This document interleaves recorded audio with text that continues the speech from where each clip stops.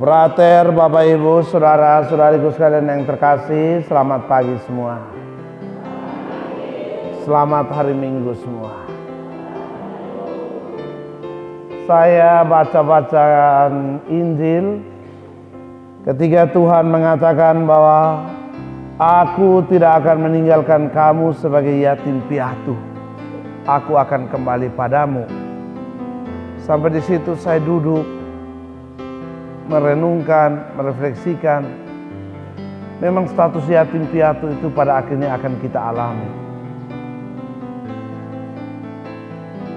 Kita alami yatim piatu entahkah karena kematian bapak dan mama yang sudah terjadi, ataukah perpisahan bapak dan mama yang terjadi sebelum waktunya. Mengapa? Karena pada akhirnya setiap manusia, pada akhirnya setiap orang diusahakan untuk menentukan jati diri hidupnya, diusahakan untuk menentukan kemandirian hidupnya, diusahakan untuk menentukan menjadi penggagas untuk pergi ke seluruh dunia. Tetapi apakah demikian? Tidak. Tuhan sekali-kali tidak akan meninggalkan kita. Ia akan mengirimkan penolong yang lain. Disitulah kembali kita refleksikan, disitulah kembali kita renungkan. Ada sekian banyak hal terjadi dalam kehidupan ini di luar rencana, di luar dugaan manusia, dan justru itu kita percaya bahwa Tuhan terlibat. Amin. Kita rencana A, kadang-kadang Tuhan kasih kita Z.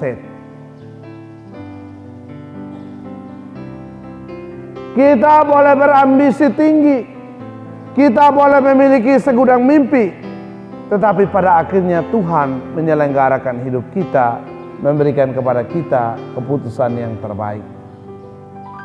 Maka dalam bacaan kitab suci, ketika Tuhan mengatakan kepada kita, aku akan mengirimkan penolong yang lain, maka Tuhan mengatakan kepada kita, jangan takut di dalam kehidupan ini. Kadang-kadang kita ini cemas berlebihan.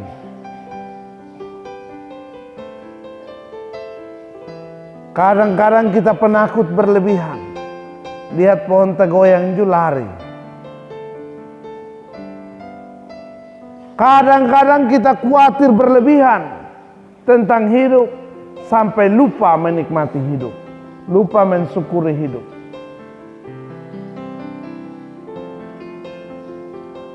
Orang kadang-kadang mama-mama dong batal pi pesta hanya karena bilang baju tidak ada. Bukan baju tidak ada, baju banyak. Dia hanya cemas kalau pi pesta dia pakai baju yang sama nanti orang omong. Karena minggu lalu baru pakai di Bekolo Besuri. Ini minggu kalau mau pakai lagi di Umam Bolin Romo, nanti orang omong bilang apa? Orang omong bilang lu baju tidak ada tuh. Kadang-kadang kita terlalu cemas berlebihan dalam hidup ini. Kami yang para Roma juga sama, cemas berlebihan. Padahal Tuhan ini omong di mana-mana. Aku akan menyertai engkau sepanjang hidup. Aku akan mengirimkan pertolongan padamu. Aku akan memberikan kepadamu penolong yang lain. Tetapi kita pun cemas, ini kadang-kadang cemas lewat. Panik. Dan orang yang panik biasanya selalu terjebak di dalam kekeliruan. Maka selalu kita katakan, dikala kita senang berlebihan, jangan mengambil keputusan. Dikala kita marah dan stres berlebihan, jangan mengambil keputusan. Keputusan itu harus diambil dalam keadaan stabil. Yang kedua, ketika kita hidup, kita harus memainkan level, ritme hidup kita. Kalau umat di Samaria membutuhkan Roh Kudus, maka apa yang kita butuhkan? Maka saya ketika selalu omong, saya bilang, uang, harta, kekayaan tidak selamanya menjamin kebahagiaan dalam hidup. Kadang-kadang orang berpikir bahwa orang yang bahagia itu orang yang memiliki semua. Tidak. Orang yang bahagia adalah orang yang menemukan dirinya hidup di muka bumi. Maka ketika merancang kafe, kami selalu katakan, kalau Anda buat kafe, Dia punya rasa harus rasa restoran bintang 5, harga pedagang kaki 5.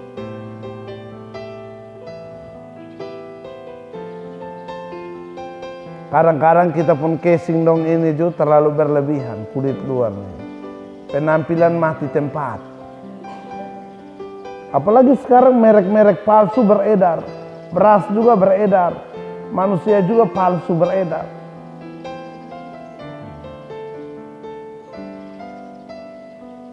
Saya minta maaf.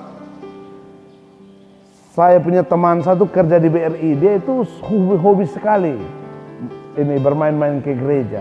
Dia saya ajak, saya bilang hari Minggu misa dong. Dia bilang baik Romo. Dia datang misa, beberapa kali saya perhatikan tidak sambut. Saya bilang kau tidak sambut ini. Aduh Kak Romo, saya ini Muslim. Tuhan pun ampun, tapi sudah masuk misa beberapa kali. Semangat terlalu ajak tuh. Sementara kita yang Katolik dong, hari Minggu pas.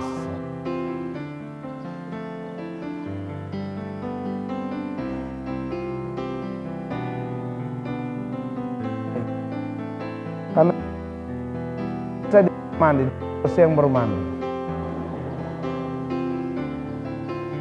Maka hari Minggu itu kita katakan bahwa hari muka kotor dong, untuk yang tidak datang misa. Motivasi kita untuk berani mengambil keputusan dalam hidup. Maka selalu saya katakan bahwa kalau hidup itu tidak boleh mendua, mau hitam-hitam mau putih-putih, tidak boleh menjadi cengeng dalam kehidupan, apalagi abu-abu.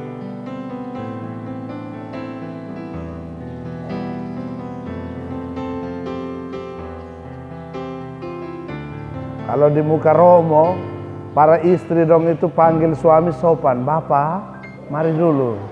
Ma Romo balik. Nah,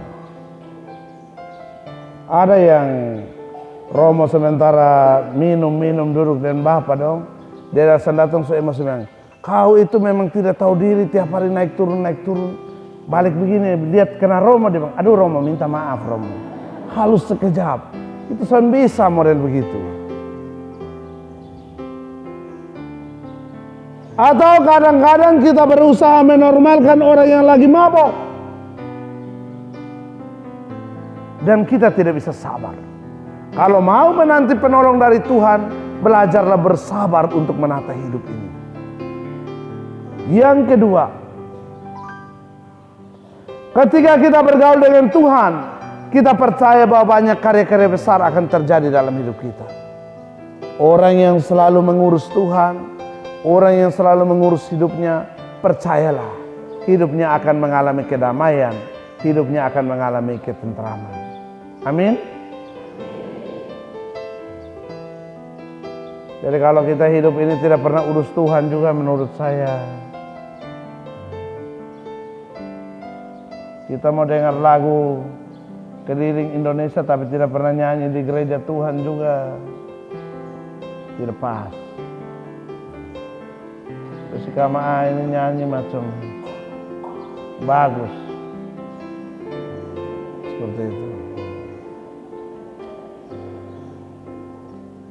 Kita yang duduk ini, maka di dalam hidup tidak boleh takut. Takut, percayalah untuk melakukan kebenaran, percayalah untuk berjuang, percayalah untuk bermaju, karena Tuhan akan menggariskan kepada kita yang indah. Amin. Hidup ini kan jangan terlalu terlena dan takut tuh. Hidup ini kan tidak boleh memikirkan hal-hal yang menakutkan luar biasa.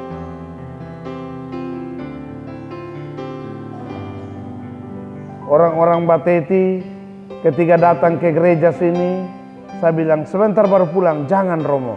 Nanti sampai di sawah-sawah situ orang Raima Taus lempar kami. Saya bilang, saya sejauh saya selama ini tidak pernah. Apakah orang-orang Raima Taus itu adalah orang-orang yang menakutkan? Tidak. Saya bilang, kau kena lempar itu antara dua pilihan. Jangan-jangan kau pernah menimbulkan kekecewaan di sana. Itu lu kena lempar wajar. Kadang-kadang anak muda dong mau pulang ke Sikun, dia bilang, Romo antar kami sampai cabang situ. Kenapa? Di sudut tembok gereja situ kami takut Romo. Karena dulu pernah bilang buang mayat di situ. Saya bilang, orang Sumatera lu takut dia untuk apa? Romo saya pikiran.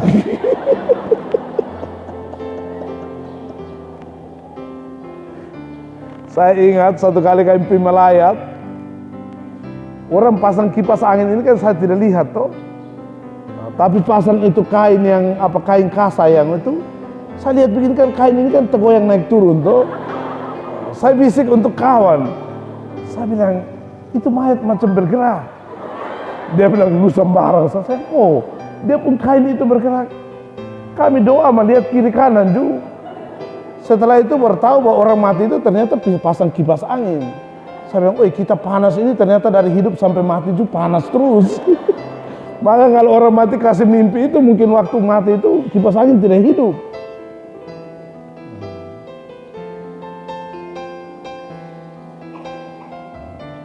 Atau diceritakan pernah dua orang pencuri masuk curi di satu rumah. Mereka dua sama-sama pakai topeng. Orang pulang rumah kan remang-remang. Mereka dua baku bertemu terkejut, mereka dua lari sama-sama. Itu berlebihan itu. Maka sebagai kesimpulannya, minggu depan, 1 minggu ke depan, yang pertama, tahu diri, tahu tugas, dan bergembira dalam tugas. Yang kedua, berani berjuang, berani maju, kegagalan dan keberhasilan, itu adalah urusan Tuhan. Amin. Kita pun tugas hanya kerja. Soal Tuhan mau kasih kita berkat modal ke mana, itu urusan Tuhan. Soal Tuhan mau kasih kita salib dan korban ke mana, itu adalah keputusan Tuhan. Tidak boleh mengintervensi Tuhan dalam kehidupan. Amin. Aku